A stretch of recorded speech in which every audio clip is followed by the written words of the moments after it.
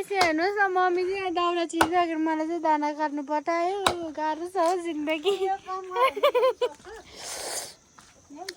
अब गाह्रो छ हो भनेको मान्नै पर्छ अहिले फेरि हावामा गाली खान्छ मैले गएको दाना काट्नु हो दाना पनि के काट्नु कसकोमा छ यस्तो फुल अरे फुल भन्छ यसरी चाहिँ डल्ले खोर्सानी फलेको भए है मजा आउँथ्यो नि हेर्नुहोस् न म आमाले हिर्काउँछु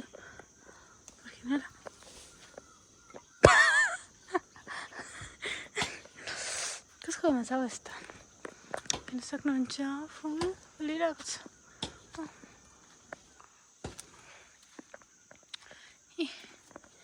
यहाँ बैगुन रोपिरहेछ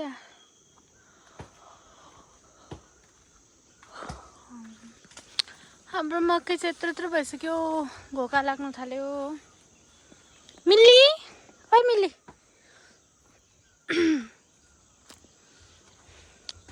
अब मकैबारीमा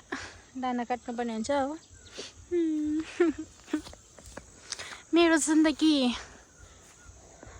जिन्दगी बर्बाद हो गयो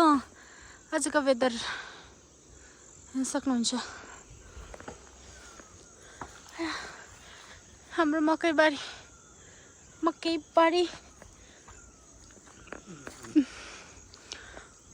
लु भगवान् मैले चाहिँ लु झारदेखि नै एक्सक्युज मी सबै काटिसकेको रहेछ हो मकैबारीको झार चाहिँ मकैबारीको झार लिएर आइज भन्छ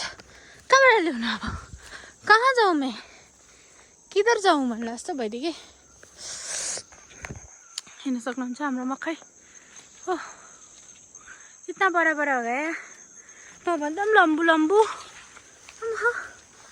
मलाई त हेर्नुहोस् न गाइस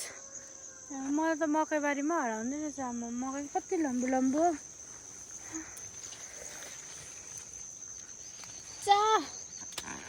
अब यही झारहरू काट्छु गाईको लागि दानाको लागि ओके बाई बाई